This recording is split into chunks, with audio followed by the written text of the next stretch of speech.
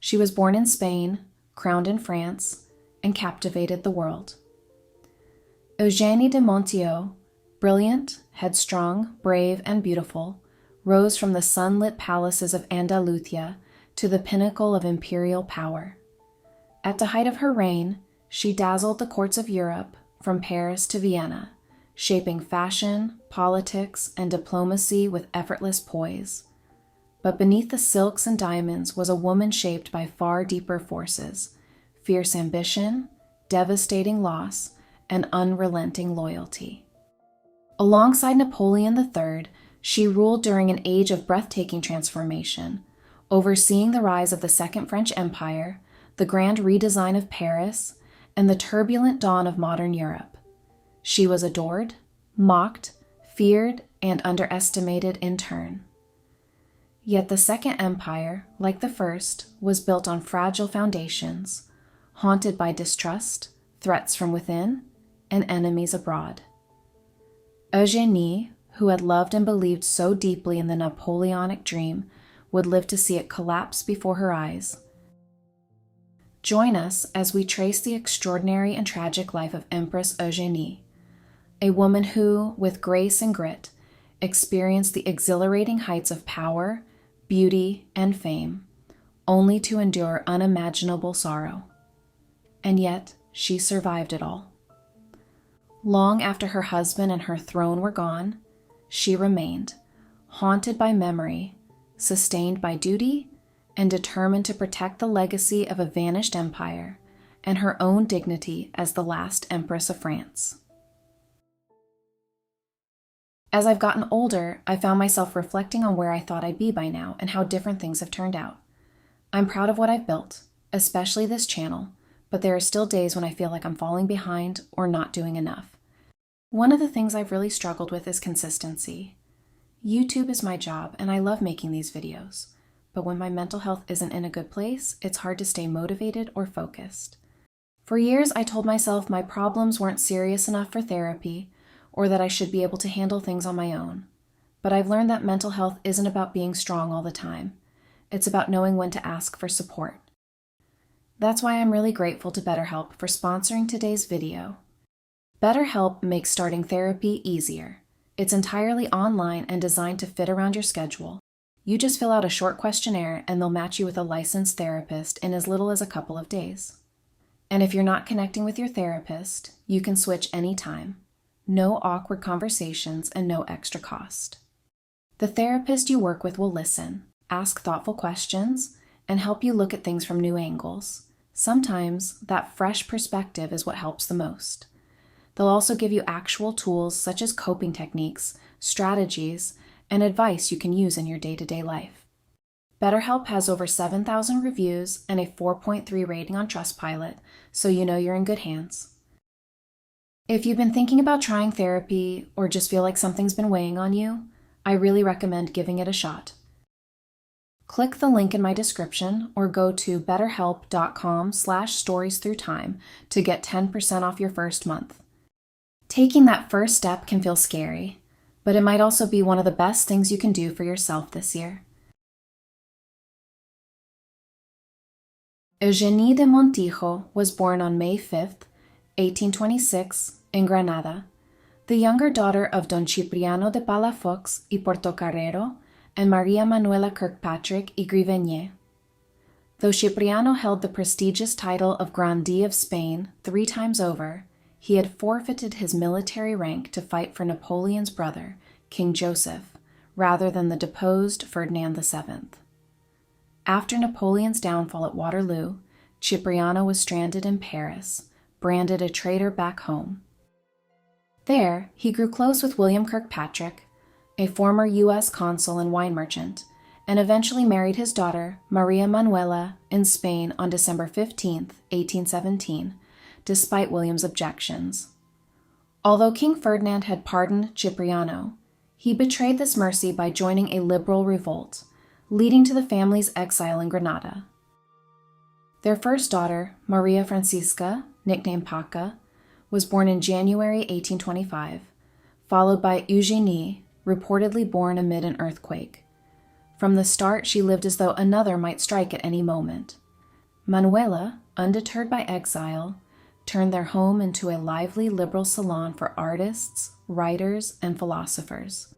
Cipriano, by contrast, remained aloof. A frugal and solitary former soldier, he imposed a Spartan lifestyle on his daughters. They wore plain linen year-round, walked instead of riding unless distances were too great, and were kept outdoors and active. He taught them to ride astride, fence, swim, sail, and hike. Eugénie especially thrived, earning a reputation as a daring tomboy who swam during storms and had to be rescued more than once. She adored her father, trailing after him, eager for tales of Napoleon's victories and defeats. But their peaceful routine was shattered in the summer of 1834. After the death of Cipriano's brother Eugenio, which left him heir to family titles, Madrid descended into chaos. A cholera epidemic was sweeping the city, and rumors spread of a hostile army advancing with the backing of Franciscan friars accused of poisoning the city's wells. Riots erupted. From her window, young Eugénie watched in horror as a priest was stabbed to death, one of over 80 murdered. Cipriano, fearing for their safety, sent his wife and daughters to Paris on July 28, 1834. Manuela and the girls briefly stayed with her sister Catherine de Lesseps before settling in the city. She enrolled Eugénie and Paca at the elite Sacré-Cœur Convent School, but the girls, used to active days and stimulating conversation, chafed under the strict religious routine and endless saintly biographies. In 1836, Cipriano stormed into Paris and removed them from the school, enrolling them instead in a gymnastics academy run by his military comrade. He soon returned to Spain, leaving the girls in Manuela's care. Ever restless, Manuela revived her salon, now drawing literary giants like Prosper Mérimée and Stendhal. She also hired an English governess named Miss Cole. In time, Manuela whisked the girls off to England, enrolling them at the Royal York Crescent School in Clifton. Eugénie was miserable. She was mocked for her red hair, but took pride in mastering English. She soon bonded with a homesick classmate from India, and together they plotted an escape to her friend's homeland. They actually managed to sneak aboard a ship in Bristol before being caught and hauled back to school. The failed escape was soon overshadowed by devastating news. In March 1839, Cipriano fell gravely ill in Madrid. Manuela rushed to his side, making the dangerous winter crossing of the Pyrenees, and soon summoned her daughters, but they arrived too late. Paca collapsed in hysterics. Eugénie locked herself in a room and didn't emerge for 2 days. At just 13, she lost the person she had loved and idolized the most. Manuela, now Countess of Montijo and a grandee in her own right, refused to let her daughters be consumed by grief. Spain's political tides had shifted, and young Queen Isabella II now ruled. Sensing opportunity, Manuela secured a place at court as the Queen's most trusted lady-in-waiting. With status restored and influence secured, she set her sights on a new goal: finding powerful husbands for her daughters. By 1844, Paca was 18 and Eugénie 16, both considered strikingly beautiful and refined. With Manuela now serving as lady-in-waiting to Queen Isabella II, arranging good matches for her daughters was effortless. For Paca, she chose the Duke of Alba, a calm, wealthy, and well-bred man of 27. He wasn't handsome, but in Manuela's eyes, he was ideal. What she didn't realize was that headstrong Eugénie had secretly fallen for the shy Duke. When Manuela announced that Paca, not Eugénie, would marry him, Eugénie was devastated. She threatened suicide and even swallowed milk laced with match heads, which only made her violently ill. By the time Paca married the Duke in February 1844, Eugénie's infatuation had cooled. She grew close to Paca and formed a lasting friendship with her brother-in-law, who would become a steady support throughout her life. Eugénie's physical and intellectual energy continued to flourish. She still swam, fenced, and sailed, while developing an intense interest in political theory. She read French socialist Charles Fourier and eagerly debated his ideas on class and poverty, to her mother's dismay.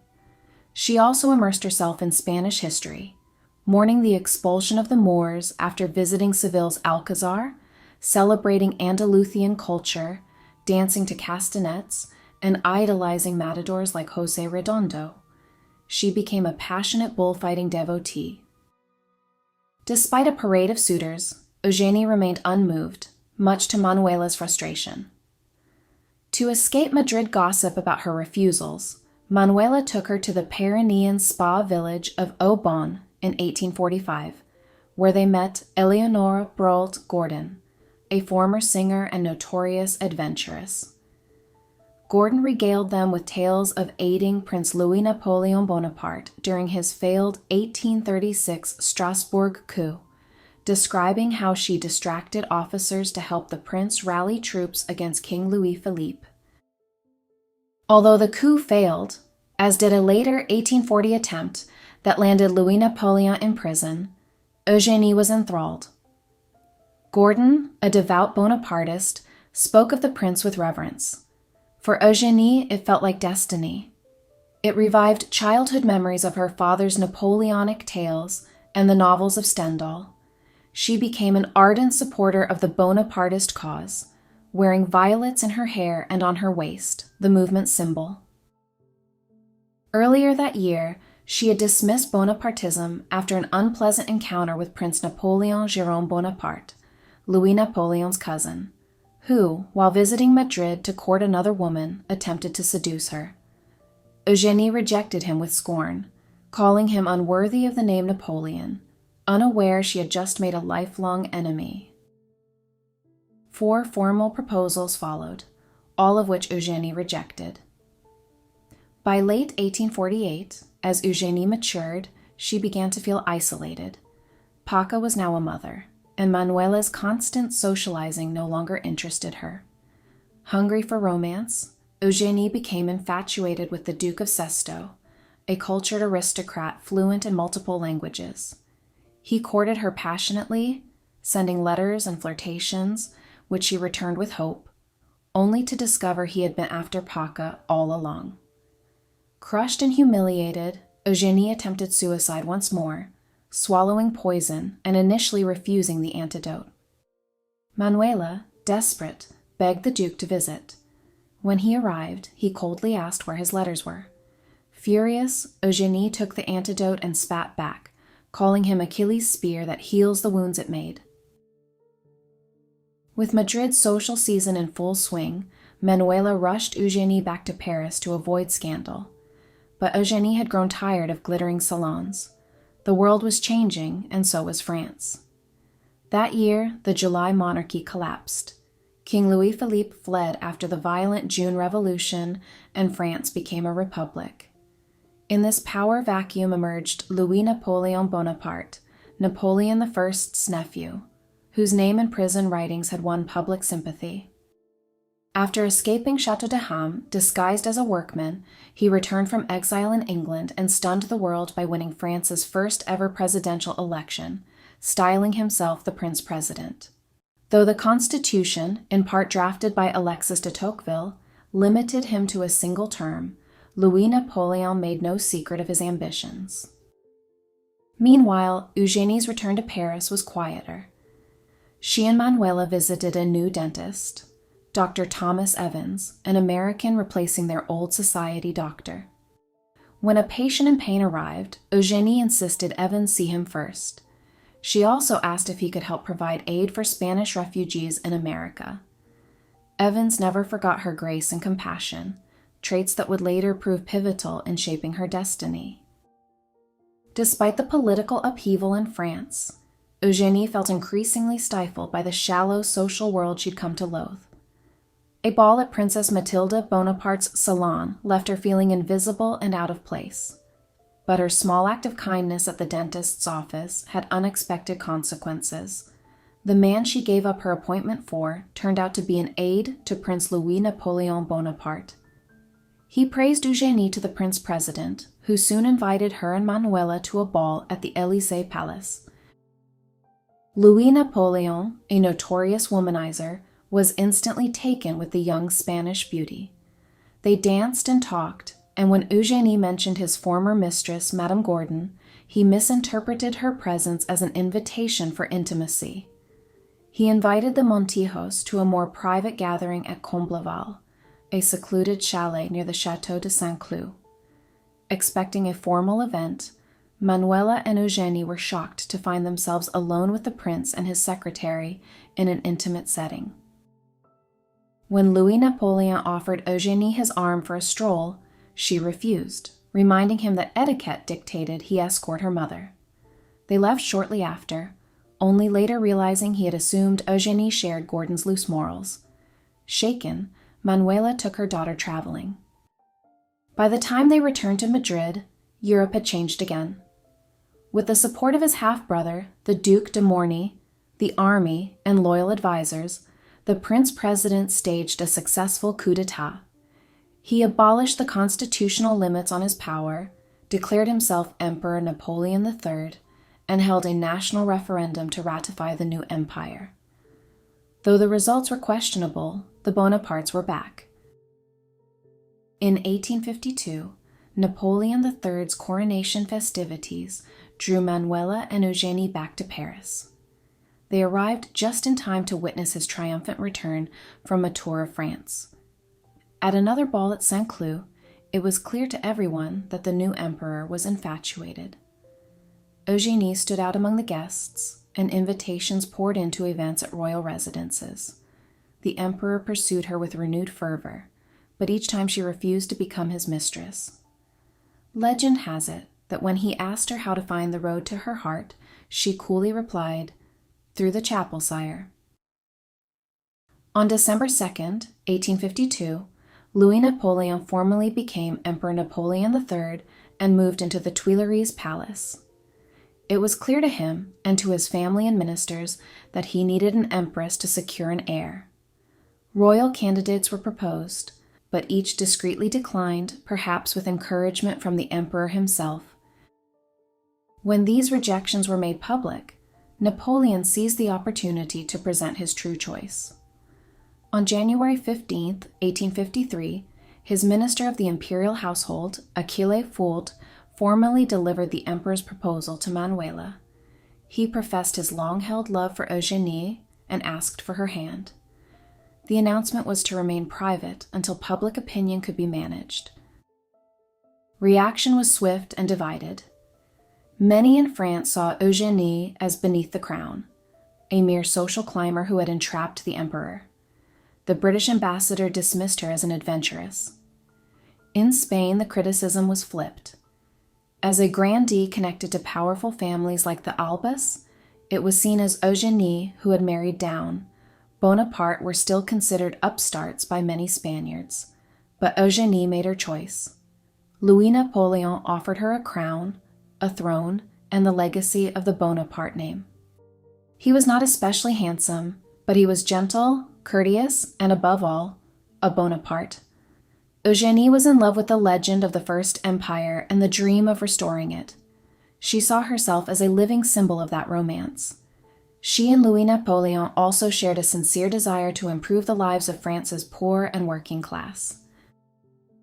She accepted his proposal, and they married on January 29, 1853. But even with her reputation for virtue, cruel rumors trailed her into marriage. Some in the imperial circle whispered that she was not the innocent she pretended to be. A vulgar rhyme circulated, "If tonight Napoleon found a maidenhead, it means Eugénie had too." The truth was more nuanced. Eugénie adored the thrill of courtship and the pageantry of romance, but she seemed indifferent, or even averse, to its sexual dimension. Later historians, mostly male, dismissed her as frigid or overly ambitious. More likely, she was asexual or demisexual, only capable of intimacy through emotional connection, something she may never have found with her famously libertine husband. Napoleon III, by contrast, was unapologetically sensual. At 44, he was seasoned in seduction and boasted of his exploits with galling ease. Usually it is man who attacks. As for me, I defend myself, and I often capitulate. His most visible mistress at the time was Harriet Howard, a former actress whose presence at official functions scandalized the imperial family. Many claimed she financed his rise, but later research shows Napoleon's wealth came largely from powerful monarchist backers, not from Howard, whose family background offered little in the way of fortune. Eugénie's primary role as empress was to produce an heir. She conceived quickly after the wedding, but the pregnancy ended in a brutal miscarriage 3 months later. It left her physically broken and emotionally devastated. For 17 hours she suffered in agony. Eugénie wondered if she had caused it herself, admitting to Paca that she had recently fallen from a horse. Court gossip was unsympathetic, and Napoleon, reverting to form, resumed his affairs, abandoning his brief marital fidelity. In 1855, determined to carry a pregnancy to term, Eugénie returned to Aubonne, the spa she loved. Doctors recommended she drink the spring waters daily. When she returned to the Tuileries Palace visibly pregnant, she was given pride of place beside the emperor at meals, a symbol of his protection over her and their unborn child. Royal tradition required the birth of an heir be witnessed to ensure legitimacy, and Eugénie steeled herself for the ordeal. Her labor began just before midnight on March 14, 1856, and the pain was so intense that her screams echoed through the palace. When doctors told Napoleon that forceps could save either the mother or the child, but not both, he chose without hesitation. Save the Empress. Finally, at 3 a.m. on March 16th, Eugénie delivered Napoleon Eugène Louis Jean Joseph Bonaparte, the long-awaited Prince Imperial. The emperor was jubilant, kissing everyone he saw as cannons roared a 101-gun salute and church bells rang out across France. But Eugénie was wrecked. The baby's large size made the birth torturous. One doctor remarked he had never seen a woman suffer so much in labor. Eugénie couldn't stand or walk unaided until late May. Her first attempt to get up ended in collapse. Servants barely caught her. Doctors discovered her pelvis had fractured during delivery. The injury left her bedridden for months, and she was warned that another pregnancy could be fatal. Everyone agreed. She had sacrificed her health to secure the Bonaparte line. Napoleon and Eugénie never shared a bed again. On June 14, 1856, baby Louis was taken to Notre Dame Cathedral for his baptism before 6,000 guests. Eugénie appeared radiant in a blue court coat and a dazzling 136-carat diamond tiara, but privately admitted to being anxious while carrying the heavy baby through the crowd. Prosper Mérimée noted how large the child looked for his age. The nurse struggled to carry him until Napoleon took the baby in his arms and held him high for the cheering crowds. He turned to Eugénie and whispered, "The baptism has done more for us than a coronation." The baby, nicknamed Lulu, slept through the entire event. He was brought home to the Tuileries Palace to sleep in an extravagant cradle, a gift from the city of Paris. There he was met by his new nurse, Miss Jane Shaw, an English governess personally selected by Queen Victoria to serve in the imperial household. Shaw would remain with him for the rest of his life. Eugénie was deeply devoted to her son and wanted to be by his side constantly. Dr. Ernest Barthez, the prince's doctor, believed she was too anxious, hovering over him and worrying about every breeze, beam of sun, or cold gust of air. When Lulu was ill, she refused to leave his bedside. Barthez, who found her overly impatient, confided to his daughter that Eugénie expected the 4-month-old to behave like a 10-month-old. He discreetly advised the nurses and Miss Shaw to ignore the Empress's constant instructions. From birth, Lulu was groomed to rule. At 6 months, he was strapped into a pony's saddle. At 9 months, he was ceremonially enrolled in the Grenadiers of the Guard and posed in uniform for an official portrait. By age 3, he attended military reviews beside his father. Napoleon III wanted France to see that the child was under military protection and being raised in a soldier's mold. Eugénie supported this vision, as did the boy's tutor, Augustin Filon. Both parents were expert riders, and it was natural that Lulu be taught horsemanship and military matters. But Eugénie pushed further. She demanded a rigorous intellectual education and moral strength, believing her son needed more than military tradition. Lulu grew into an energetic, defiant child with a mischievous streak, much like his mother. He once terrified his tutor by crawling along a second-story balcony ledge, shuffling between windows far above the ground. Called the Little Prince by both the press and palace staff, he also inherited his mother's tenderness. Like Eugénie as a girl, he gave away his spare coins to beggars. Eugénie worried he didn't truly understand poverty and wanted him to accompany her on visits to the poor, but palace officials denied her for safety reasons. From Napoleon, Lulu inherited a dreamy gentleness and fascination with the military. He spent hours each day with both parents, who made most public appearances as a family. Filon described their bond as close and relaxed, but discipline fell mostly to Eugénie. Napoleon, indulgent and sentimental, couldn't bear to scold his son. When Lulu was caught playing in the emperor's office and Eugénie tried to send him to his room, Napoleon intervened with a smile. Let him be. He'll have enough discipline later. When Napoleon III returned to Paris in 1848, the city of his birth and, in his mind, his rightful inheritance, he found a capital in decay.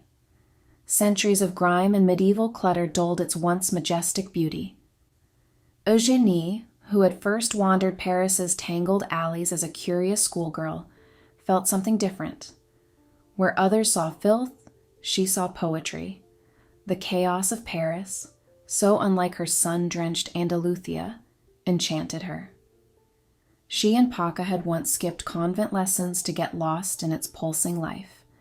Even then, it felt like home. Napoleon's longing for Paris ran deeper still. Exiled as a child, he had drifted through Switzerland, Germany, and England, carrying Paris inside him like a sacred promise. Eugénie understood that ache. Her childhood, too, had been a blur of movement, chased by her mother from one city to the next, from spa to salon in pursuit of a title. Both dreamed of belonging, and in Paris they found a place to anchor their ambitions. Together, they poured their passion into the city, not only in politics, but in pavement and stone. Napoleon, steeped in the utopian ideas of Saint-Simonianism, dreamed of a modern capital where science, culture, and social progress thrived. He sketched bold city plans, vast boulevards, public parks, sweeping monuments. A new Paris, light-filled and imperial. Eugénie shared his vision and deepened it.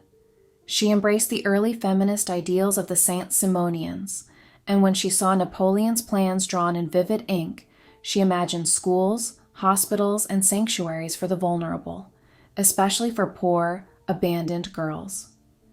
She famously pledged money given to her for a diamond wedding necklace, 600,000 francs gifted by the city, not for adornment, but as seed money to build real change. Since childhood, she had quietly handed out shawls and coins to beggars. Now, as Empress, she could make her compassion permanent. Her plan was radical: a residential school for destitute girls, offering education, clean water, gardens, medical care, and skilled teachers. She even imagined an office for herself within the school so she could monitor the students' progress. Eugénie didn't just want to cut the ribbon. She wanted to roll up her sleeves. Standing in her way was Baron Georges Eugène Haussmann, Napoleon's chosen prefect, a man tasked with tearing down the city's past to erect a gleaming new one. Haussmann would be remembered for transforming Paris: sewers, sidewalks, lampposts, grand boulevards, but to Eugénie, he was no visionary. She had met him at a ball in Bordeaux and found him smug, falsely claiming kinship with Prince Eugène Napoleon. She tolerated Madame Haussmann, but saw the Baron as a bureaucratic brute and a misogynist who dismissed her ideas as meddling. Their conflict was inevitable. Haussmann wanted an empire of avenues, Eugénie one of sanctuaries. She dreamed of uplift, he of order. He belittled her efforts, but Eugénie pushed ahead, starting with the school. She boldly recruited one of Haussmann's top architects, Jakob Ignaz Hittorf, known for the Place de la Concorde and the Church of Saint-Vincent de Paul. From the beginning, Eugénie made it clear this was her project. When Hittorf tried to limit costs by reusing old buildings, she refused. 60 girls wasn't enough. She wanted 300. He suggested cheaper land outside the city. She insisted the school be within Paris, near the very girls who needed it, and close enough for her to be personally involved. Her defiance irked Haussmann. He saw her project as a nuisance amidst his vast modernization scheme. As he raised crowded quarters and displaced the poor, Eugénie seethed at the human cost, but she refused to back down. She secured a plot of land in the Faubourg Saint-Antoine, a working-class neighborhood ignored by the empire and skeptical of it. That was precisely why she chose it.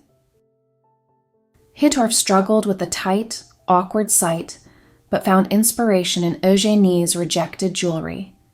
The school, nicknamed La Maison du Collier, the House of the Necklace, would gleam like a pendant in the city's neglected heart.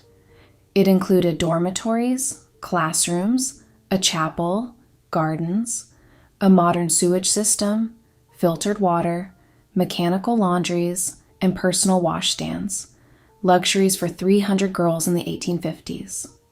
Costs tripled. Haussmann fumed. Eugénie didn't flinch.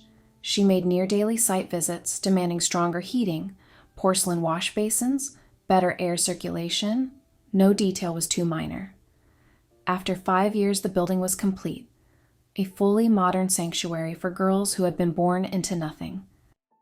In 1856, just months after her son's birth, she opened the school as La Maison Prince Eugène Napoléon, later renamed the Fondation Eugène Napoléon. It still stands in Faubourg Saint-Antoine, a living monument to her determination. Eugénie didn't just fund it, she sustained it. She provided 300 francs a year for each student and ensured that every girl who graduated left with a secure job and a path to independence. She made it her mission to open more opportunities for women across France. While managing her foundation, she was deeply moved by Isidore Pill's painting, The Prayer in the Hospice, which showed nuns comforting sick children. Inspired, Eugénie resolved to open a hospital for children, a second project rooted in the same impulse that had always guided her, not merely to reign, but to serve. When Eugénie proposed opening a children's hospital, Haussmann tried to dismiss her with an offer of a decaying old building. But she turned the insult into opportunity, embracing the challenge and taking over the crumbling Hôpital Sainte-Marguerite, originally founded by another Spanish queen. For Eugénie, it was a continuation of a noble tradition, compassionate queenship through action. While still overseeing construction of her girls' school, she restored and furnished the hospital, brought in the Sisters of Charity, and within a year opened the renamed Hôpital Sainte-Eugénie. It treated over 400 children, with Isidore Pill's painting, The Prayer in the Hospice, displayed in its chapel.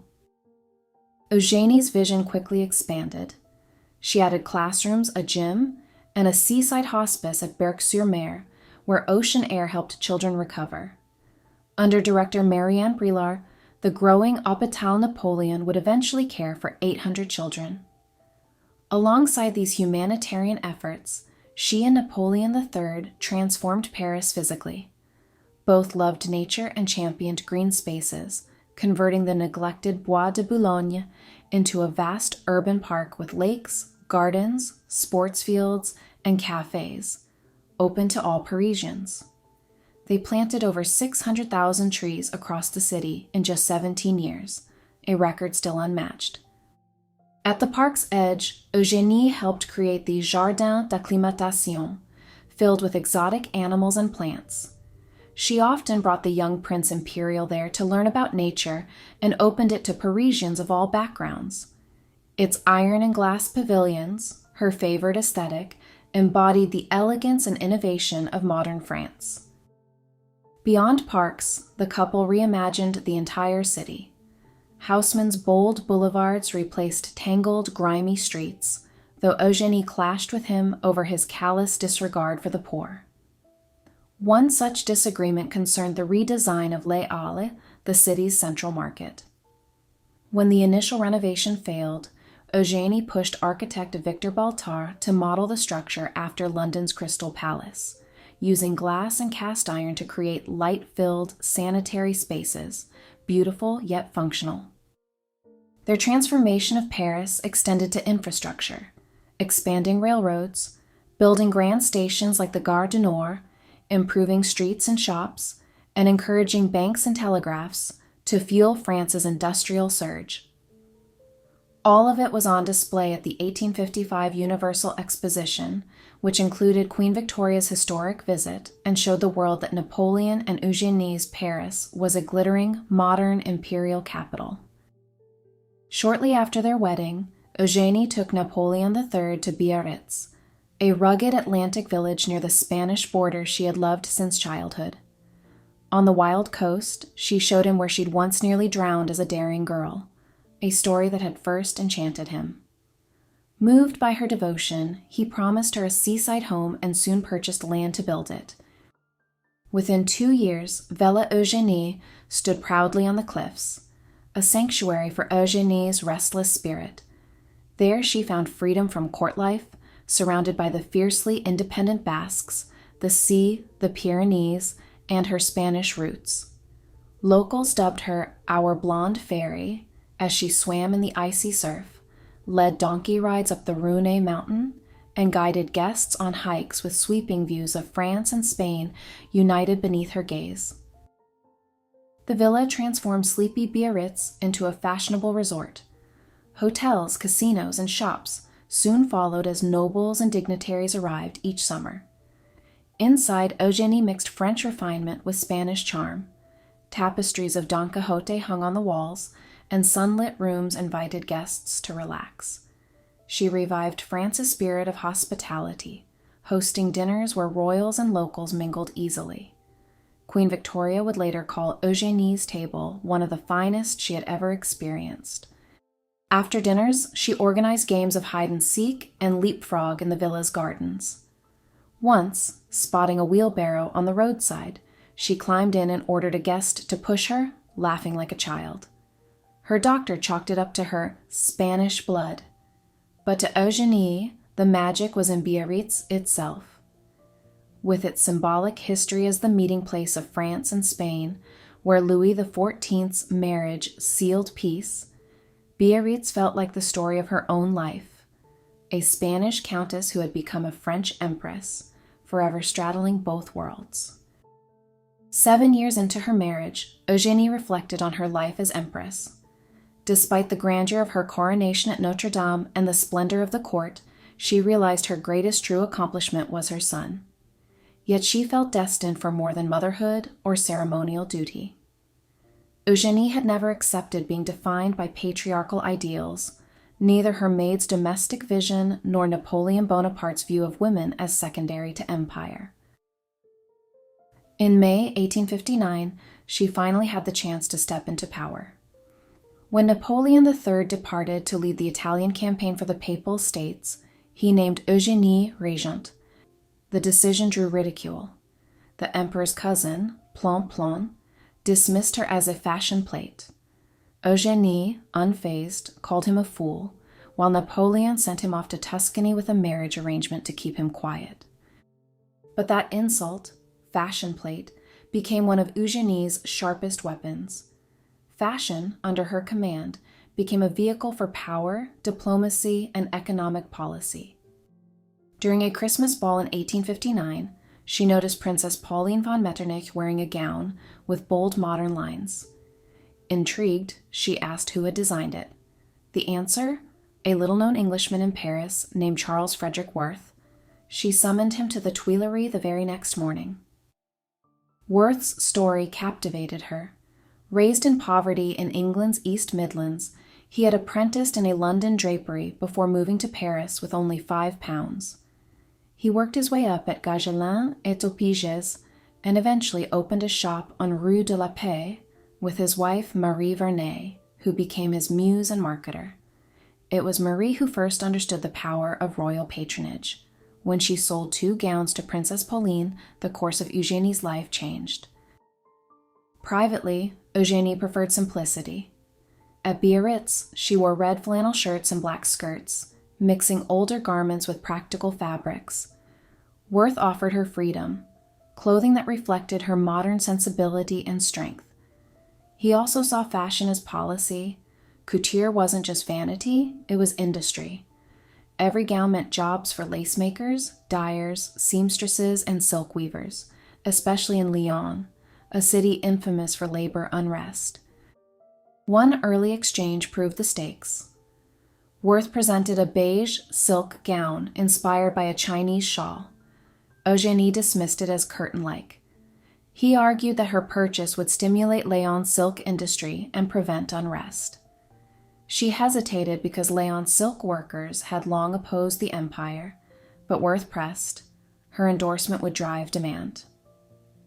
She relented. Orders from Lyon doubled almost immediately. Emboldened, Eugénie went further. Acting as regent, she read police reports labeling Lyon's silk workers, the Canuts, as hostile.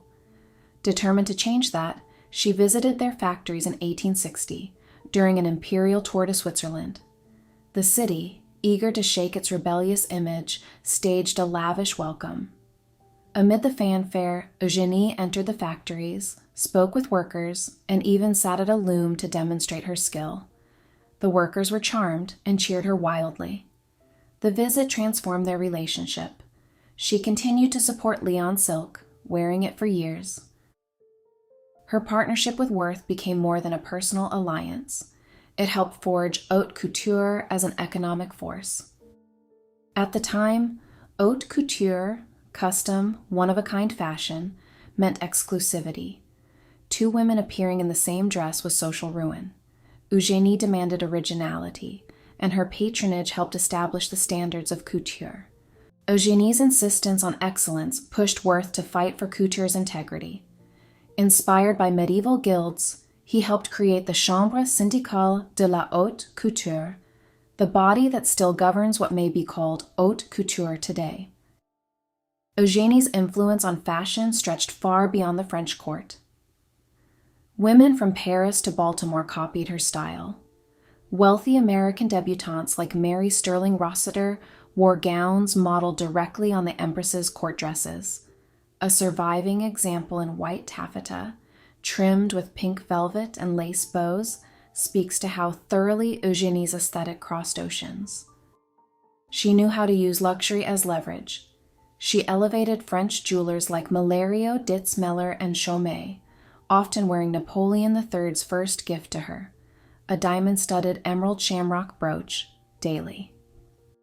Her defiance wasn't limited to fashion. Throughout her life, Eugénie challenged every should not imposed on women, what they should not read, study, or become. She turned her focus to education, appalled by the fact that nearly half of married women couldn't even sign their names. Schools for girls, usually run by nuns, offered little more than sewing, music, and moral obedience. Her cause found a spark in Julie Victoire d'Aubier, a brilliant scholar denied the right to sit for the baccalaureate simply because she was a woman. Eugénie stormed into the All-Male Education Council and demanded change. Her intervention worked. D'Aubier, at age 37, sat for the exam surrounded by teenage boys and passed with perfect scores. It was a breakthrough, visible proof that women could compete in academics and deserved access to universities and professions. That was just the beginning. In 1863, Napoleon III appointed Progressive Education Minister Victor Duruy, and Eugénie found her ally. Together, they launched real academic courses for girls: math, languages, philosophy, and began training professional teachers to replace the church's narrow curriculum. When Catholic bishops objected, warning city schools would corrupt girls, Eugénie doubled down. Though she avoided public praise, Eugénie quietly became one of France's most effective social reformers. Far from being a dainty empress handing out alms beside her largely disengaged husband, she built what Archbishop Darboy called a charitable ministry, a de facto government department for public welfare and health. She funded it with her own money and secured its future by taking out a 2.5 million franc life insurance policy to protect it after her death. She made charity a national movement, enlisting aristocrats to lend their names, issuing donor certificates with her cameo, and encouraging even the poorest to give what they could. Her microloan initiative helped thousands of working families start flower stalls, workshops, and small businesses long before the term microcredit existed. Eugénie also tackled one of France's worst crises, maternal and infant mortality. She revived Marie Antoinette's neglected maternal societies and transformed them into practical lifelines. Mothers received food, clothing, and midwives, but were also required to breastfeed and vaccinate their babies against smallpox, a forward-thinking policy that saved lives. She expanded the societies into cities like Lille and Bordeaux, overseeing them herself. Between 1862 and 1865, the number of women helped quadrupled. Motivated by her own losses and compassion for abandoned children, Eugénie pioneered adoption-focused orphanages. At a time when adoption was rare, she launched the program with a public subscription, capping donations to prevent wealthy families from dominating it. Within months, her initiative found loving homes for 140 orphan boys. She didn't stop there. Eugénie opened France's first daycare centers, reformed preschools to include outdoor play and age-appropriate learning, and helped more than 150,000 young children. She improved services for the blind, the disabled, and war veterans' families. She modernized France's coastal rescue systems, funded rehabilitation for injured working men, and built libraries and nurseries inside women's convalescent homes so mothers could recover while staying close to their children. By 1865, Eugénie's relentless work earned her complete authority over France's charitable institutions, including those for the deaf, blind, mentally ill, veterans, and orphans. She had become the quiet force behind a growing social safety net that supported millions. Her compassion extended even to the forgotten boys in France's brutal youth prisons. At first unmoved by reform calls, she personally visited La Roquette, where children as young as 6 were kept in solitary. After speaking with them, she reversed course overnight, launching a reform commission, invoking an old law, and relocating boys to farm colonies that taught skills and dignity instead of despair. Though never formally trained, Eugénie had long studied diplomacy under her politically savvy mother.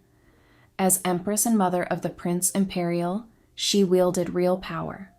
With Napoleon III's health in decline, he entrusted her fully, naming her regent whenever he left France.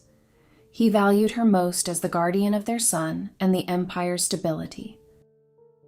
Her composure was tested in January 1858 when Italian nationalists attempted to assassinate the imperial couple outside the opera. Shrapnel killed 12, wounded dozens, and slashed Eugénie's eyelid. Yet she stayed calm, oversaw care for victims, and, bloodied but resolute, led her shaken husband inside to complete the evening.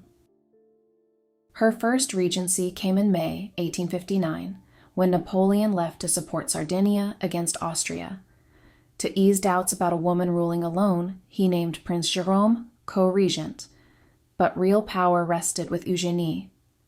At her first ministerial council, critics expected ceremony and got command. She chaired meetings, addressed infrastructure problems, and clashed with barren housemen.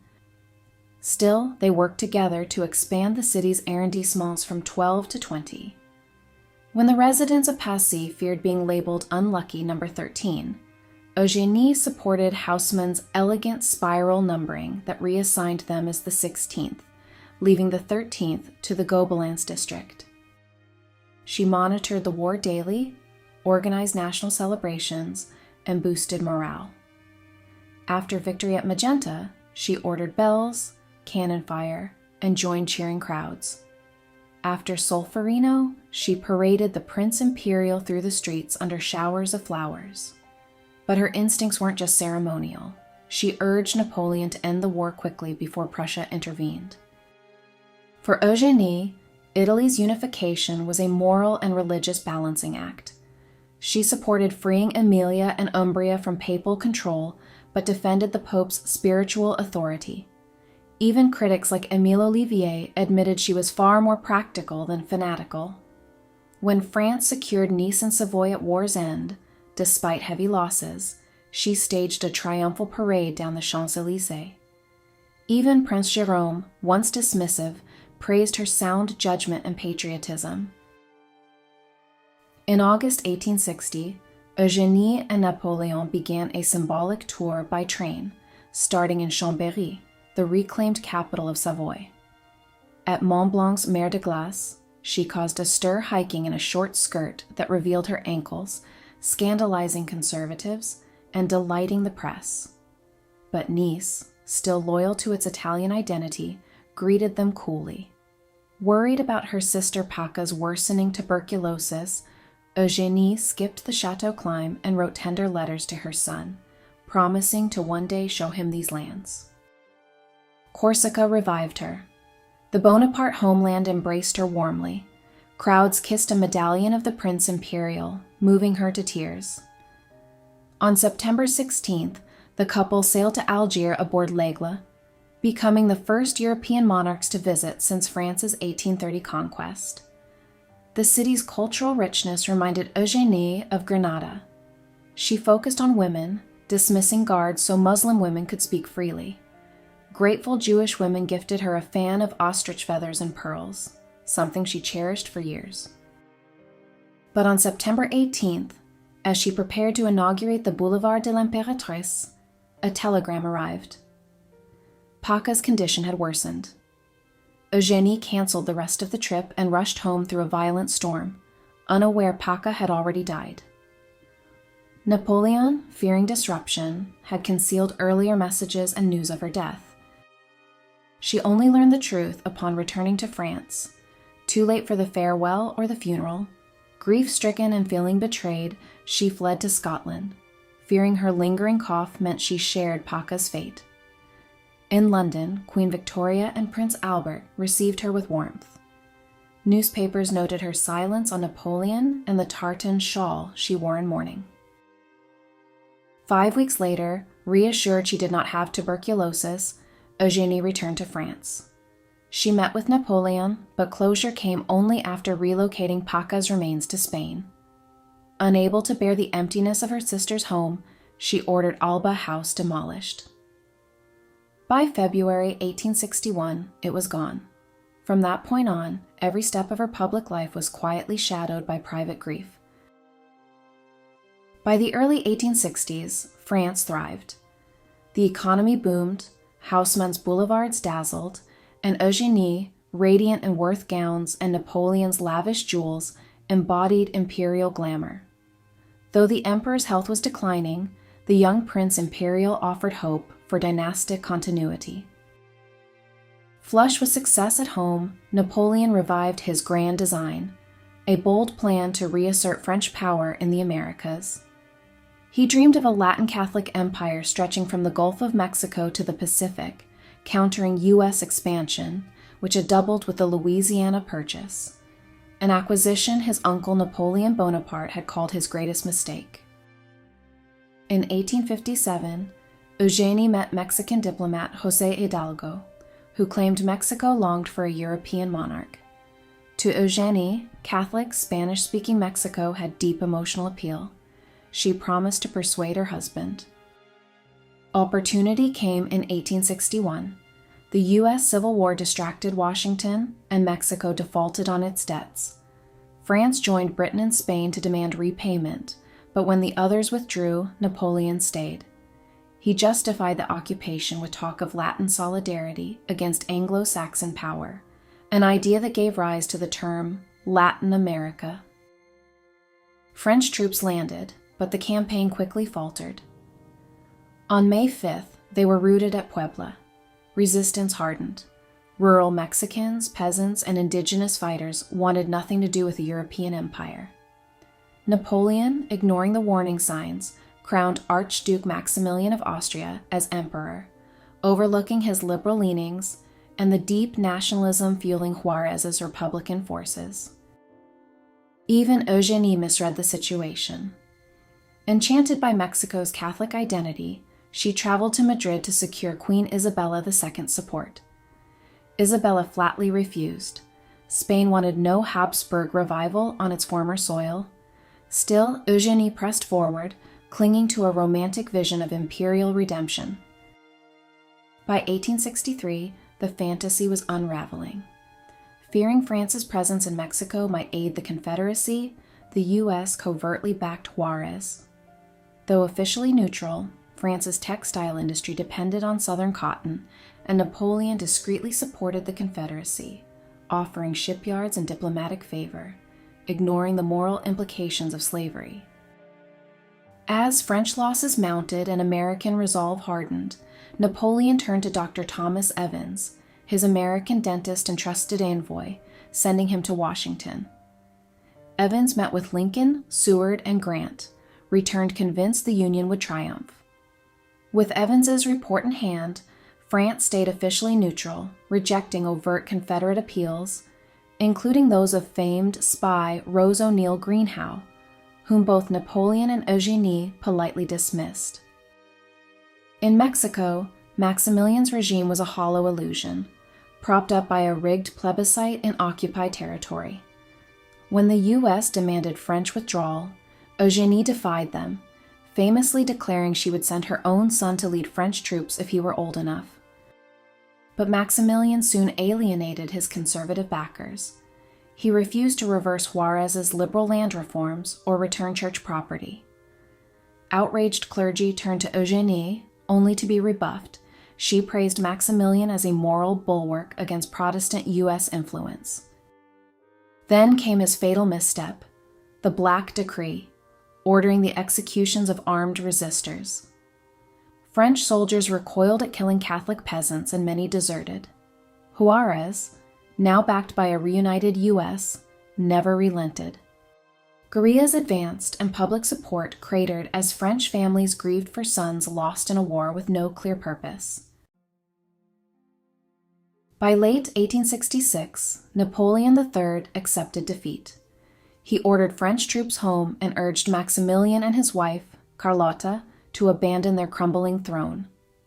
Exhausted and disillusioned, Eugénie supported the decision, but the couple refused.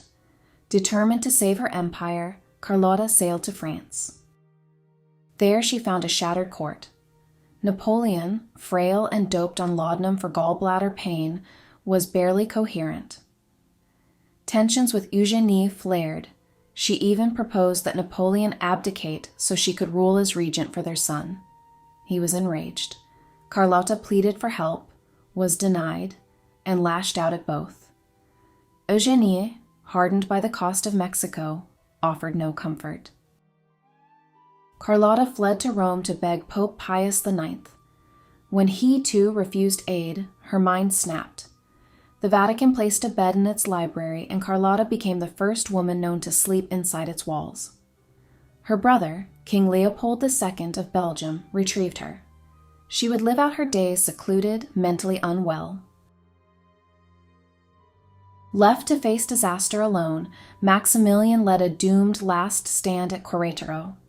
He was defeated, captured, and sentenced to death. On June 19, 1867, he faced the firing squad with calm dignity, asking them to aim at his heart, and said his final words, "Long live Mexico, long live its independence." His death sealed the failure of Napoleon's grand design. Maximilian's body was returned to Austria. What began as a dream of Latin empire ended in betrayal, death, and imperial folly, an illusion shattered on distant soil, far from Paris.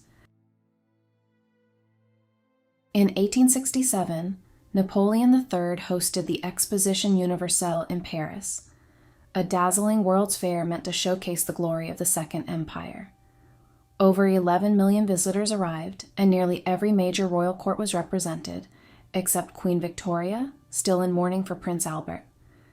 At its center stood Empress Eugénie, radiant in Worth gowns and imperial jewels, symbolizing France's glamour. But beneath the brilliance, cracks in the empire were deepening. Napoleon III appeared visibly frail beside his vibrant wife, while ordinary French citizens faced poor harvests, rising prices, and growing discontent. Though foreign dignitaries were charmed, French frustrations mounted. The public turned on Eugénie, reviving old xenophobic slurs and branding her the Spanish woman, much like Marie Antoinette had been mocked as l'Autrichienne. Once adored, she now became a symbol of extravagance and detachment. In 1869, Eugénie embarked on a bold diplomatic journey to inaugurate the Suez Canal, France's crowning engineering achievement and a symbol of Napoleon III's global vision. Representing France alone, as the emperor was too ill to travel, she set sail aboard l'Aigle for a 2-month tour that blended politics, personal pride, and spectacle. She packed over 100 Worth gowns in Louis Vuitton's flat-top trunks and brought close friends, family, and even her pet turtle, Rain, for luck. She was cheered in Venice, faced chilly tension with King Victor Emmanuel of Italy, and dove into the archives of Athens, though she found the city dull. In Constantinople, she charmed Sultan Abdulaziz despite being struck in the stomach by his disapproving mother, which Eugénie laughed off, earning the affection of the harem women, who fondly called her Madame la Sultane de France. In Egypt, Eugénie embraced the symbolic weight of her journey. As guest of Khedive Ismail Pasha, she attended grand banquets and admired the country's rapid modernization, but it was Egypt's ancient past that captivated her. She cruised the Nile for 2 weeks with Egyptologist Gaston Maspero, visiting Luxor and Philae, while reflecting on France's uncertain future. Despite unrest back home, she remained to complete her mission. On November 16, 1869, dressed in silk and diamonds, she led the first flotilla through the newly opened Suez Canal, standing alone on deck as East met West. She was the undisputed star of the empire's final triumph. The Suez Canal's grand opening marked the zenith of Eugénie's public life, a breathtaking moment of pageantry, diplomacy, and pride. But as she returned to France in December, she found a country gripped by winter and worsening political turmoil. The promise of Napoleon III's liberal reforms, such as press freedoms, labor rights, and stronger legislature, only inflamed his critics. Foreign policy failures like Mexico still haunted the regime. Farmers and industrialists were furious over free trade agreements. Political factions, Republicans, monarchists, Catholics, found rare unity in opposition. Napoleon III, worn down by years of illness, was no longer the man who had once staged a coup, revived the French Empire, and ruled with vigor. Gallbladder stones, bladder disease, and constant pain left him slow, irritable, and addicted to opium. He shuffled through overheated rooms, chain-smoked, and ignored medical advice. When Eugénie returned from Egypt, she was shocked by his frailty.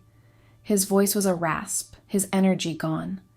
Doctors lied to her, calling it rheumatism, while privately admitting that surgery was too risky and infection likely fatal.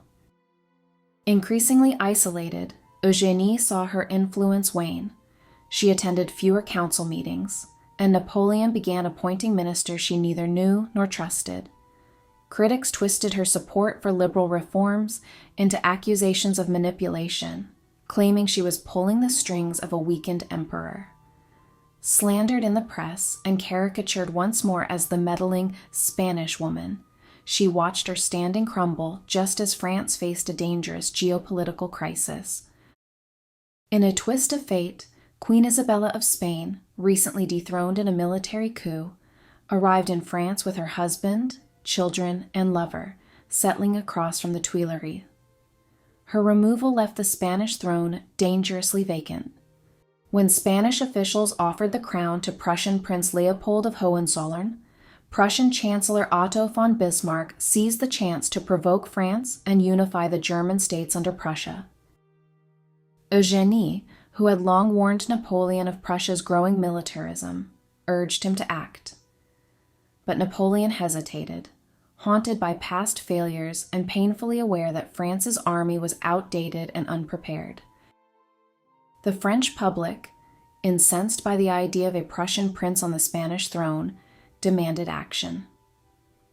Napoleon pursued a diplomatic route, suggesting a European conference and sending his ambassador to request reassurances from King Wilhelm I. Wilhelm, cautious, declined to make a permanent promise. In France, fury erupted. Eugénie, torn between dread and resolve, agreed the nation could not afford to appear weak. Bismarck, waiting for the perfect moment, struck. He edited Emperor Wilhelm's polite reply into the inflammatory Ems telegram, deliberately provoking France. The trap was set, and Napoleon III walked straight into it. In the sweltering heat of July 1870, France's ministers debated furiously while crowds roared for war.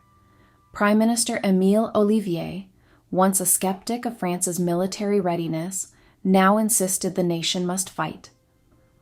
On July 15th, France mobilized, unprepared, diplomatically isolated, and walking straight into Bismarck's trap.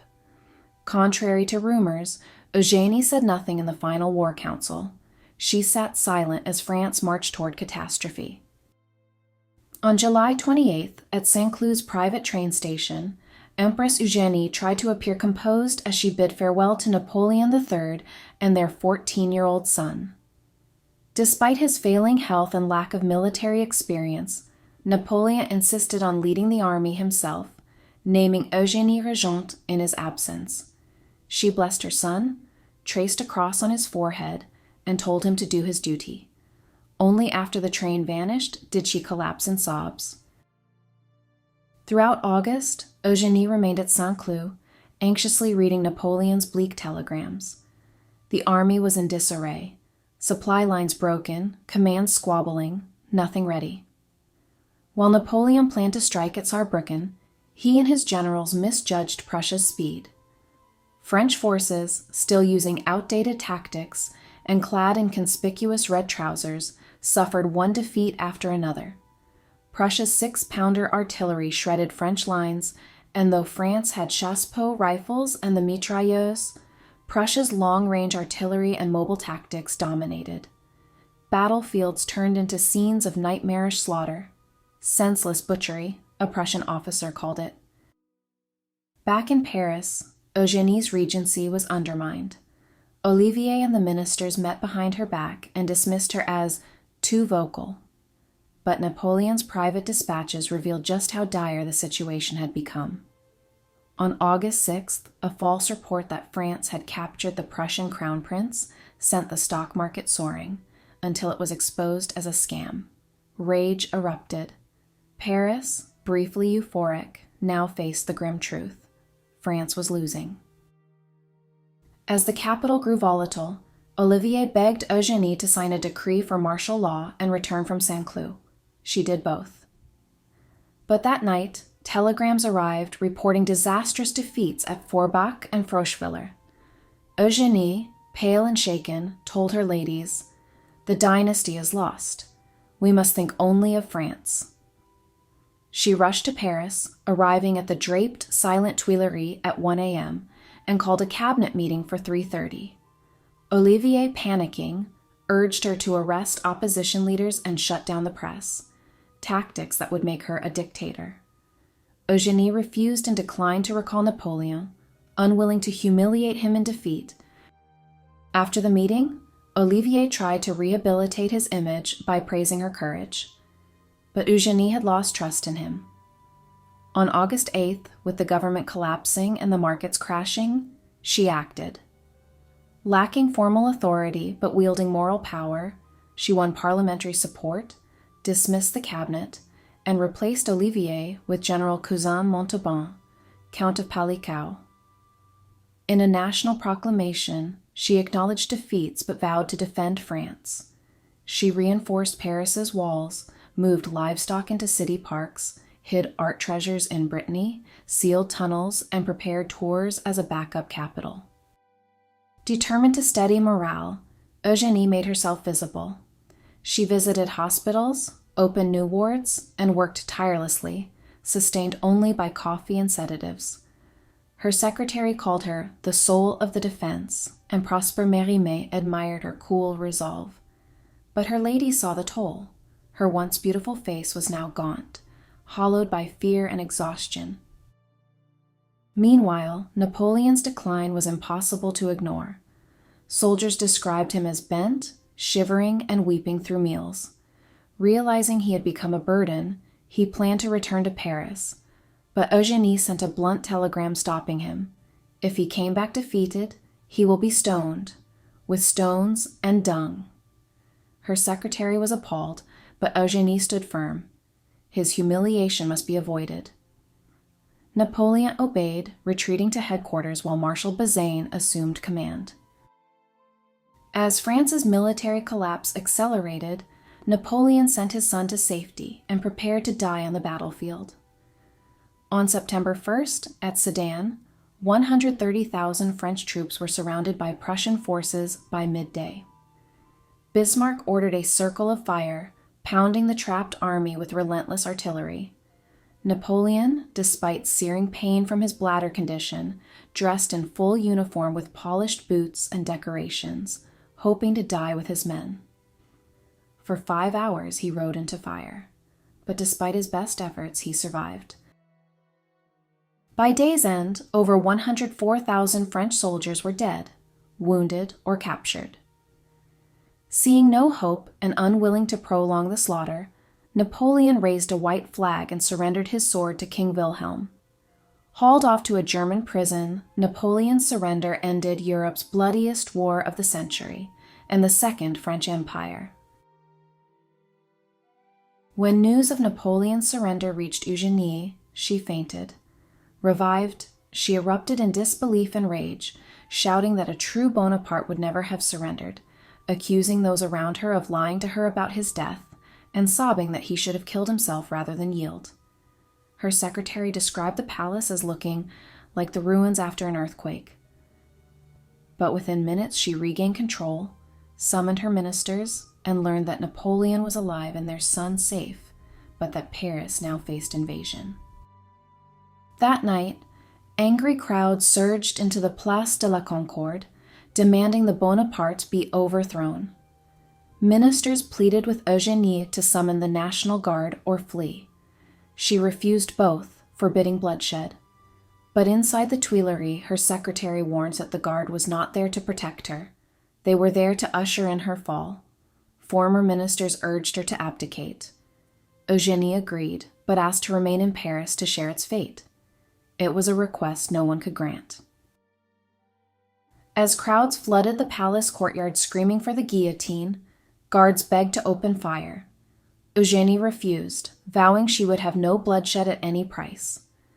With the mob closing in, Austrian Ambassador Metternich and Italian Count Nigra persuaded her to flee. Accompanied only by her reader, Madame Le Breton, Eugénie slipped through a side door, only to find the carriage gone. Another exit was blocked. A Louvre passage was locked until a loyal retainer produced a key. They sprinted past priceless art and out into the chaos of the streets. Her first attempts at finding shelter failed. Doors slammed shut. One servant warned he might report her. Desperate, Eugénie remembered her loyal American dentist, Dr. Thomas Evans, and his address on the Avenue de l'Impératrice, ironically named after her. Disguised in a borrowed bowler hat, she knocked. His housekeeper let her wait. When Evans returned from the American ambulance and recognized her, she pleaded, "Vile days have come, and I have come to you for protection and assistance." Evans, who adored drama, rose to the moment. He refused her plan to escape by train. It was too dangerous. Instead, he proposed secretly driving her to Deauville and securing passage to England. Eugénie agreed, putting her fate entirely in his hands. Their journey was harrowing. Rural roads, constant risk of exposure, and a carriage that broke down repeatedly. At last, they reached Deauville, where Evans and his nephew Crane spotted the English yacht Gazelle, owned by Sir John Burgoyne. Sir John offered a tour but balked at smuggling a fugitive empress until Lady Burgoyne overruled him. That night, Eugénie and Madame Le Breton slipped aboard in darkness. After a stormy crossing, they landed on the Isle of Wight on September 7, 1870. France was lost. A new life as an empress in exile began. Her first concern was her son. Evans scoured newspapers and questioned sailors until he confirmed that Napoleon had sent the Prince Imperial to Hastings. Though ill with a cold, he was safe. When Evans told her, Eugénie ran out without a coat. Their tearful reunion was filled with relief. Meanwhile, Napoleon remained imprisoned, comfortably, at Wilhelmshöhe Palace in Germany as the Second French Empire collapsed. The government of national defense fled to Tours, and Gambetta escaped by balloon.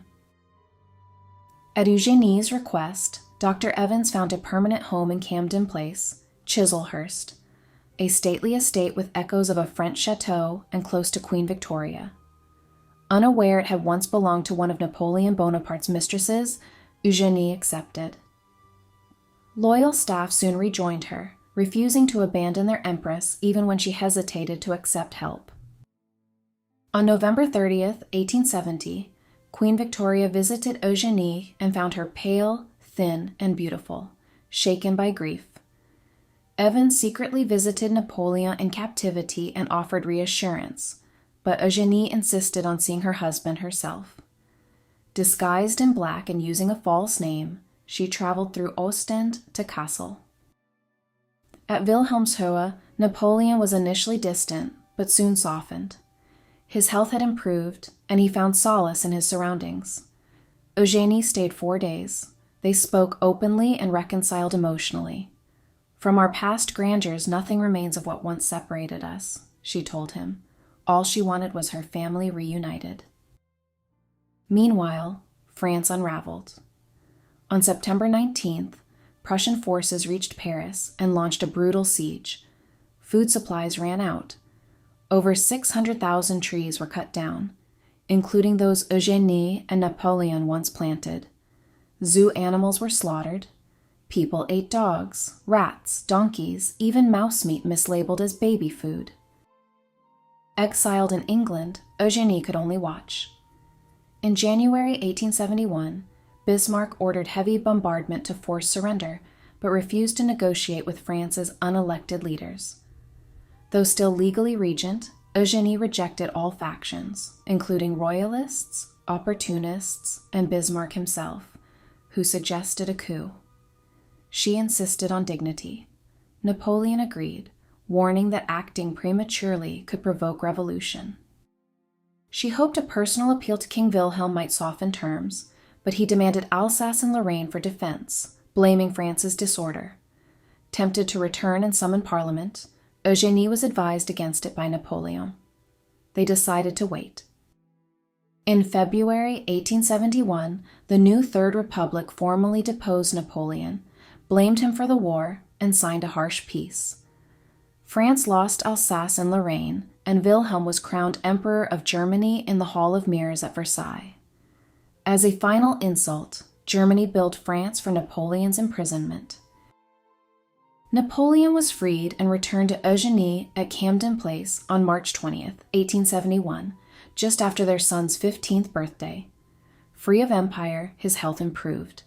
He sold European properties, Eugénie parted with her jewels, and they embraced a quiet domestic life, long walks, carriage rides, and reading together. It was the happiest time of their marriage. To keep his mind active, Eugénie hosted salons with thinkers and political figures, making Camden Place a social hub. the French government grew nervous. President Thiers dispatched spies who set up surveillance in a nearby windmill. Napoleon and Eugénie, amused, spotted the glint of a spyglass from their window. Despite their downfall, Bonapartist sympathy endured. A Rothschild agent and the British ambassador confirmed Napoleon was still France's most favored figure. Hopeful, he decided to undergo long-delayed surgery to remove his bladder stone. For the first time, doctors fully briefed Eugénie on his condition. She supported the decision, hopeful the pain would finally end. In January 1873, Sir Henry Thompson led the surgery. Thanks to recent medical advances, the once deadly procedure was now safer. Under chloroform, Napoleon endured the operation. Surgeons removed a massive stone the size of a pigeon's egg. They were astonished he'd ridden horseback through such agony, but complications followed. A second surgery was needed, a third was planned. Toxins overwhelmed his system. Delirious, he declined rapidly. A priest administered last rites as Eugénie knelt beside him. On January 9, 1873, he died. She collapsed in grief just as their son arrived, too late to say goodbye. Napoleon III's funeral drew over 17,000 mourners. Eugénie, shattered, couldn't attend. Her loss was not just of a husband, but of an empire she had poured herself into preserving. Their 15-year-old son, now the sole Bonapartist heir, led the cortege as crowds shouted, "Vive Napoleon IV." By Napoleon's will, Eugénie alone was entrusted with Louis's upbringing. The Prince Imperial, scarred by the war and exile, returned angry, serious, and restless. He abandoned the nickname Loulou, demanding to be called Louis. Denied the chance to fight in 1870, he now longed to prove himself. To offer independence, Eugénie enrolled him at King's College in London. He relished the anonymity, frequenting cafes, playing sports, flirting, but struggled with academic structure. Sensing his restlessness, Eugénie arranged outdoor escapes, hunting, hiking, and sailing his boat, Le Dauphin. She also reconnected him to his Bonaparte legacy through a symbolic tour of Italy, Spain, and Switzerland, ending at Arnenberg, the Swiss estate where Napoleon III had grown up, and which Eugénie had secretly repurchased. It was both a gift and a gesture of continuity. Rumors swirled of a match between Louis and Queen Victoria's daughter, Princess Beatrice. But religious differences made it unlikely, and Louis dismissed the idea. He craved military action, not courtship. As he neared adulthood, Bonapartists pressured Eugénie to pass the torch. Louis refused to claim any right to rule without first proving himself, but Eugénie agreed to a symbolic act.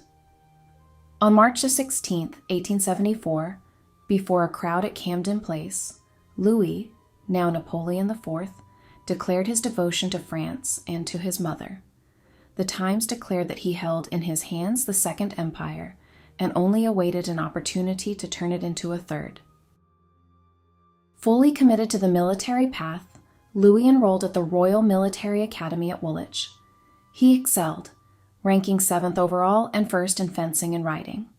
Though Eugénie disapproved of his new English slang, he embraced discipline and hardship, especially in artillery, inspired by his great-uncle Napoleon Bonaparte.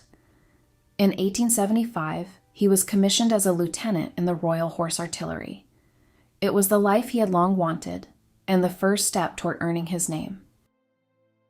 Despite the structure of military life, Louis remained restless and hungry for action. Eugénie, though proud, feared his recklessness and once privately admitted she had wished he'd been born a girl, to spare him the burden of martial ambition. Her fears deepened when Britain declared war on the Zulu kingdom in 1879. Against her wishes, Louis demanded to go. He rejected a quiet life and dismissed the idea of marriage. Eventually, both Eugénie and Queen Victoria relented, permitting him to serve in a non-combat, desk-based role under escort. Prime Minister Disraeli, mildly exasperated, joked about being pressured by two old stubborn ladies. Bonapartists in France were horrified, warning that Louis's death would crush any hope of reviving the dynasty. But his mind was made up. On February 27, 1879, Eugénie accompanied him to the port at Southampton. As he sailed for South Africa, Queen Victoria sent her blessing. The personal and political stakes could not have been higher. Once in South Africa, Louis ignored his desk assignment and volunteered for scouting missions. He impressed with his charm and bravery, openly stating he welcomed a heroic death. Eugénie, meanwhile, grew increasingly distressed.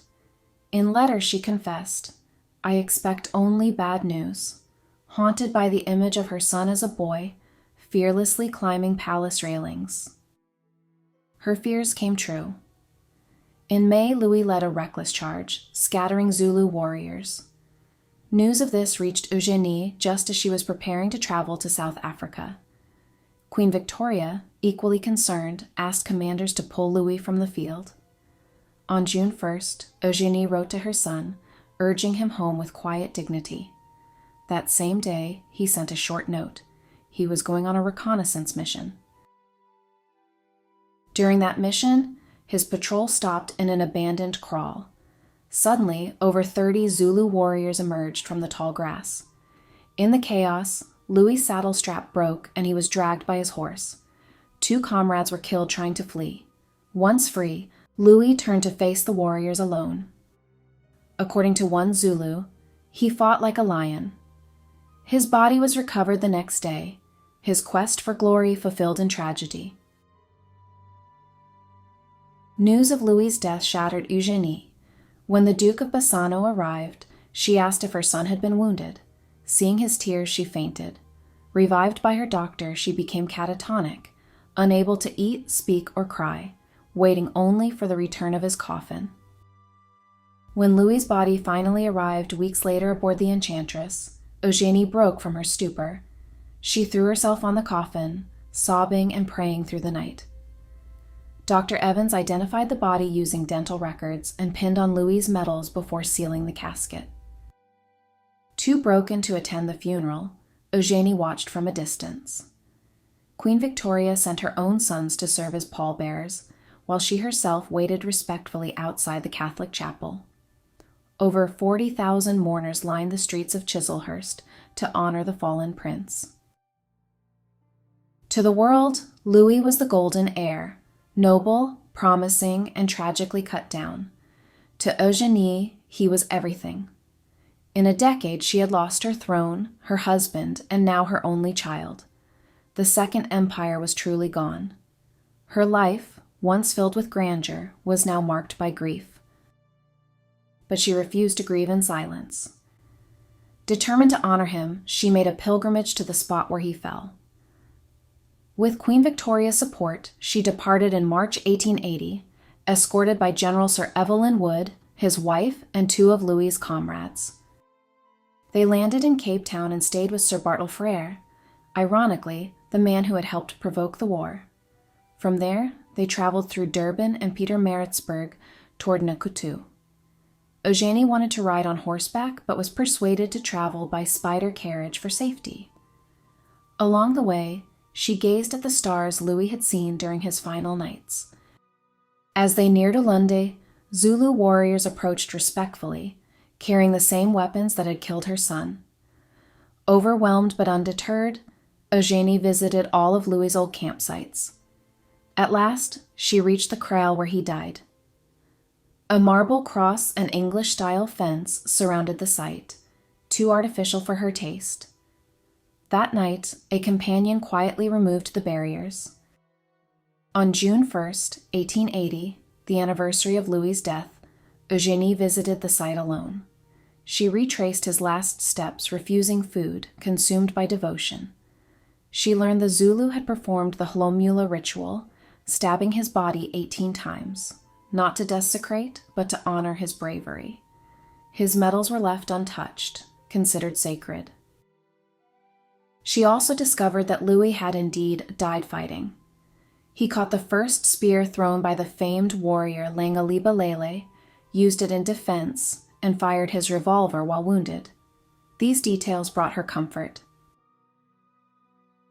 That night, she lit candles at the cross. She knelt alone in the grass and whispered to his spirit. In the stillness, she felt peace for the first time. At sunrise, Eugénie walked to the exact place where Louis had fallen. She gathered native plants to bring home and planted a willow from the island of St. Helena, where Napoleon I lived out his last days, and ivy from Camden Place. She requested the fence be restored, and took with her a piece of the battlefield, binding her son's final resting place to her family's legacy. Though Eugénie was heartbroken to learn that her son might have survived had his commander, Lieutenant Carey, turned back rather than fled, she harbored no bitterness. She understood the chaos of war. When Carey faced court-martial for cowardice, Eugénie intervened, writing that Louis's death should be a reason for unity, not punishment. Thanks to her appeal, Carey was reinstated. After her pilgrimage to Zululand, Eugénie returned to England with a clear purpose: to find a permanent resting place for herself, Napoleon, and Louis. Camden Place, now too crowded and heavy with memories, no longer felt right. When she saw Farnborough Hill was for sale, with its ancient trees and open grounds, something stirred. She purchased it for £50,000, envisioning a peaceful sanctuary of memory and legacy. Farnborough was perfectly situated, close to Aldershot, where Louis had trained, and Windsor, near Queen Victoria. Its proximity to London made it ideal.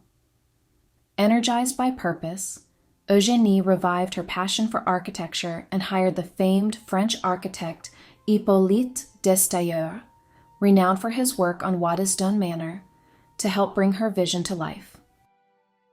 Though Napoleon's estate was modest and rumors of hidden imperial riches were false, Eugénie had managed her finances with skill.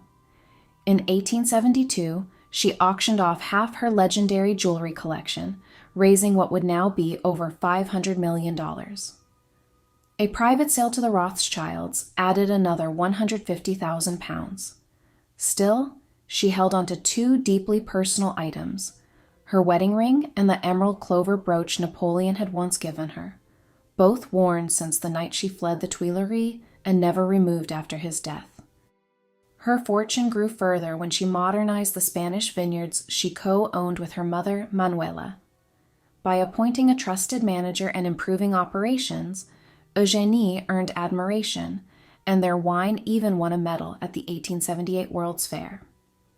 After Manuela's death, Eugénie inherited her mother's vast real estate and agricultural holdings, along with the properties Napoleon had left to Louis. To Eugénie, Farnborough was more than a home. It was a mission.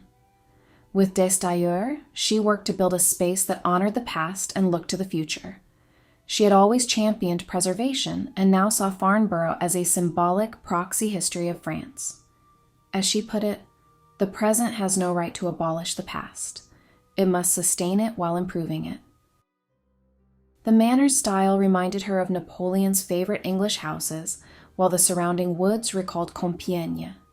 She named them Parc Compiègne and transformed the western side, with its lake and athletic fields, into a living tribute. Most meaningfully, she chose Coombs Hill, visible from the house, as the site of her greatest dream, a church and mausoleum where monks would live, pray, and farm in quiet devotion, just as she believed Napoleon and Louis would have wanted. Eugénie embraced modernity at Farnborough. She installed central heating, mechanized shutters, vast greenhouses, and new stables. A serene winter garden overlooked a statue of Louis and his dog Nero. Her private rooms faced the future mausoleum. While construction was underway, she briefly lived in a London cottage, but her plans were interrupted when her brother-in-law, the Duke of Alba, fell seriously ill. Once her youthful love and lifelong confidant, his death reopened old wounds and reignited her need for emotional closure. She resolved to complete her personal pilgrimage.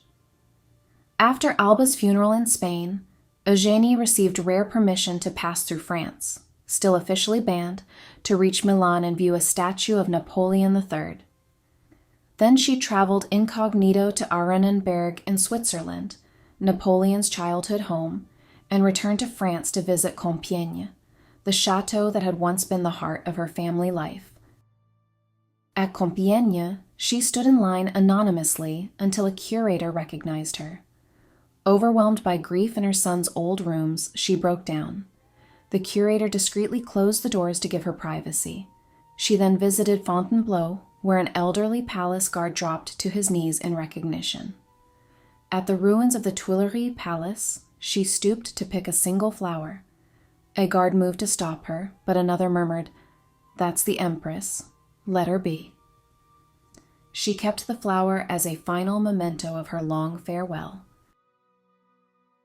As she finally settled at Farnborough, Eugénie accepted England as her true home, one of peace and stability. At last, Eugénie fulfilled her vision. At Farnborough, she commissioned a church and mausoleum in the French and Spanish Gothic style, crowned with a dome inspired by the Invalides in Paris. Queen Victoria personally gifted the white marble sarcophagi for Napoleon III and the Prince Imperial. Eugénie reserved her own place behind the altar. She invited Benedictine monks from Solesmes to live on site, tend the chapel, and chant daily masses for the family. Eugénie's life at Farnborough was softened by the companionship of Queen Victoria and her family.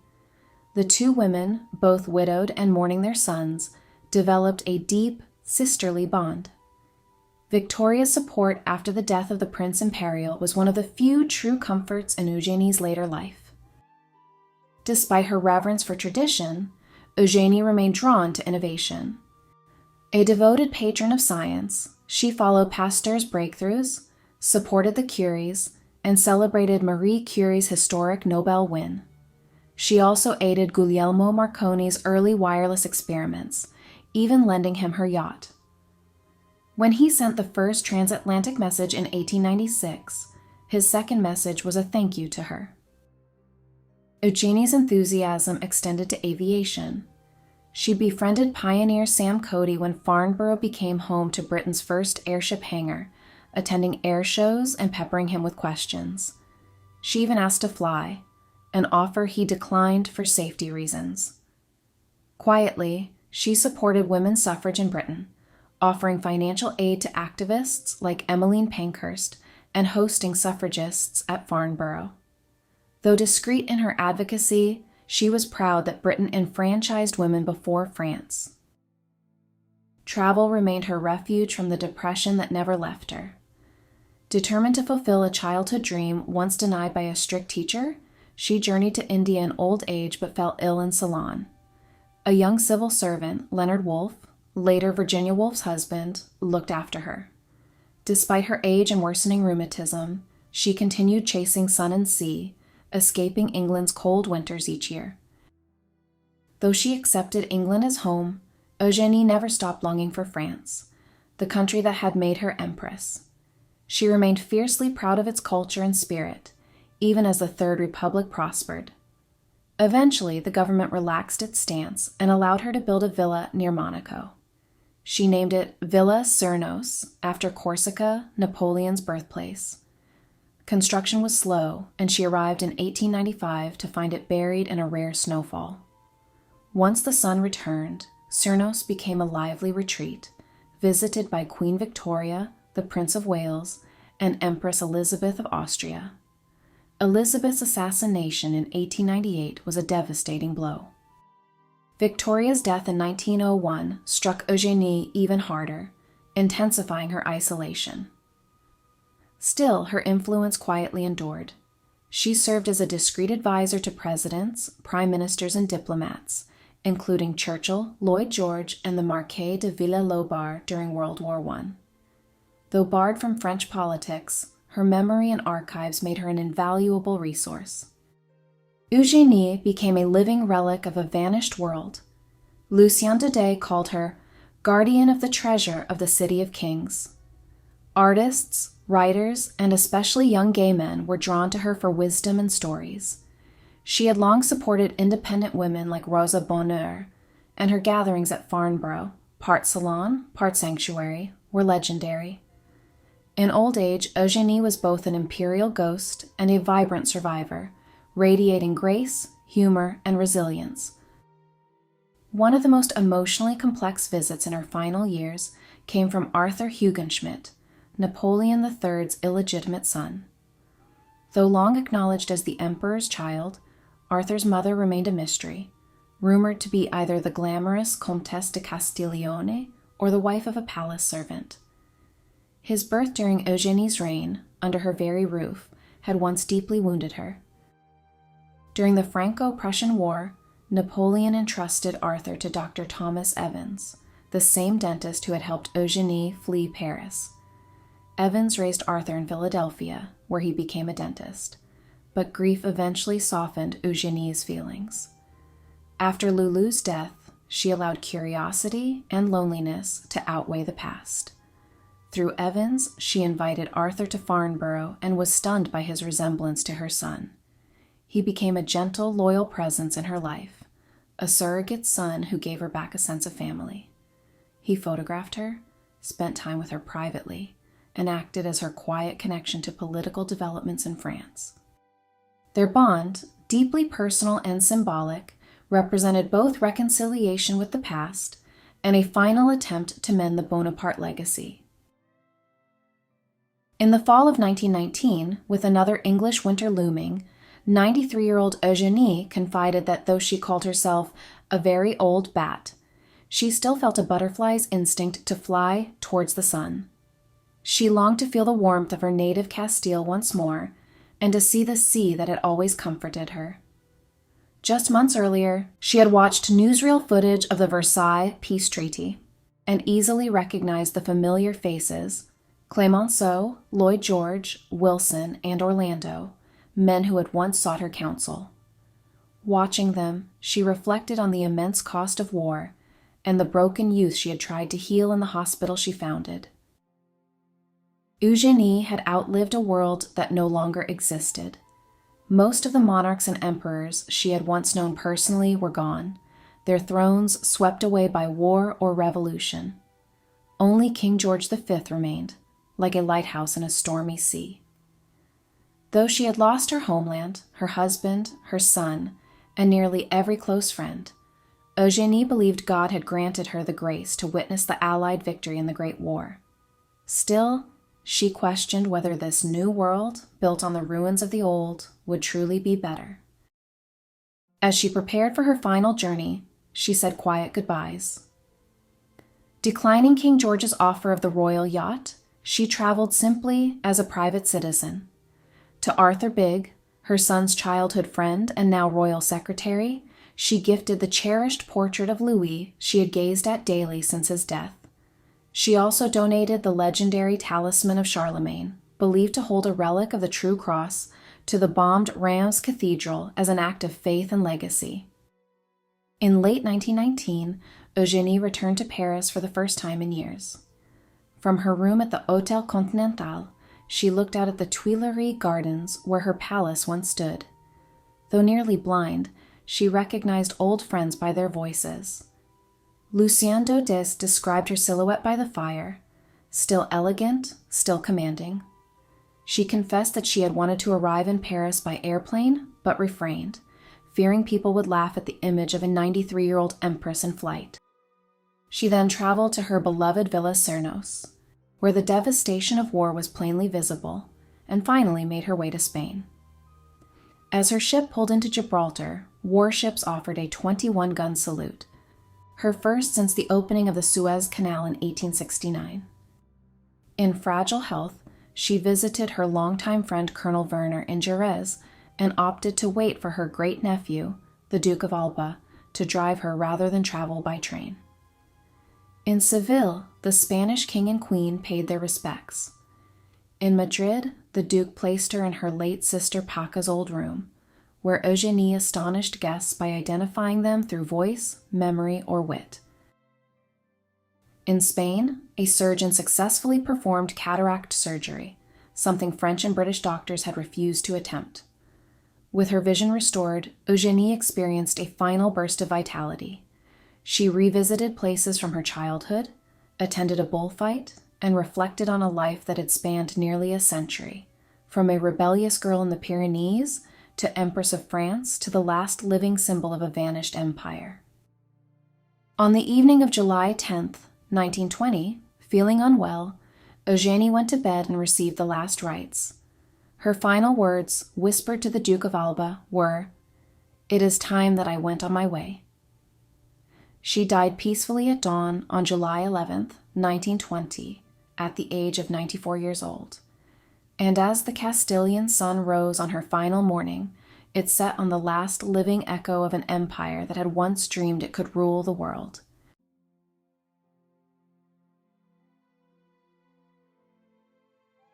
So, what did you think of the remarkable and tragic life of Eugénie de Montijo, the last Empress of France?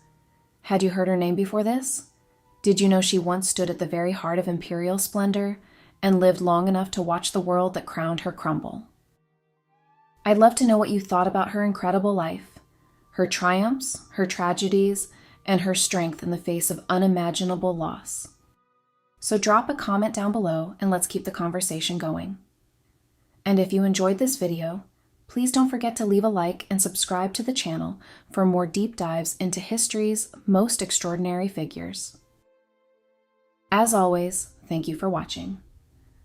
Until next time, keep seeking the stories that move your soul.